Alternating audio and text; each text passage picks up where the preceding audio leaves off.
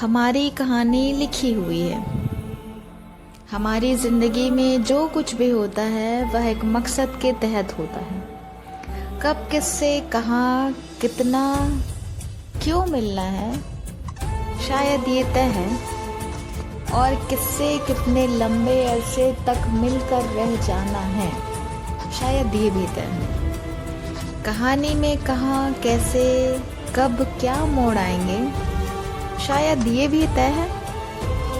भले ही कहानी का रुख बदल भी जाए, पर सारांश वही निकलेगा जो तय है, क्योंकि हमारी कहानी लिखी हुई है। रोज बिखर कर टूट जाना और फिर उसी टूटे में से कुछ समेट के ले आना, और समेट कर एक ख्वाबों का आशियां बना लेना, और उन्हीं ख्वाबों को रोज सोचकर सच करने का जुनून बरकरार रखना, शायद ये भी तय है, क्योंकि हमारी कहानी लिखी हुई है। रोज लड़ेंगे, रोज अड़े रहेंगे, हारेंगे या जीतेंगे, पर हारेंगे नहीं, शायद ये भी तय है। ये आते जाते किरदारे नवाबों से क्या ही हमारी कहानी बदल जाएगी। वो क्या है ना, लिखा है। अगर मिटना होता तो कब के ऐसे ही मिट गए होते।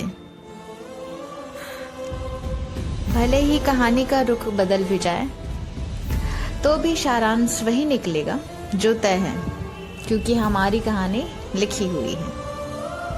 मैंने अपनी कहानी में एक अहम किरदार छिपा रखा है।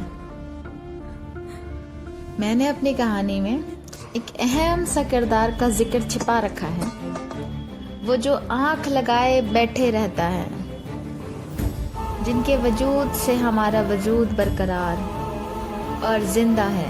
उनके होने से लगता है कि जिंदगी में बहार है, जिंदगी गुले गुलजार है। ना तो डर है गिरने का, ना फिक्र है मौत का।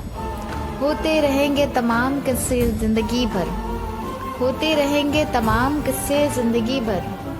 जिंदगी के बेरंगों में जो वफादारी के साथ खड़ा है, वो ही हमारा मसीहा, वो ही हमारा मालिक खुदा है।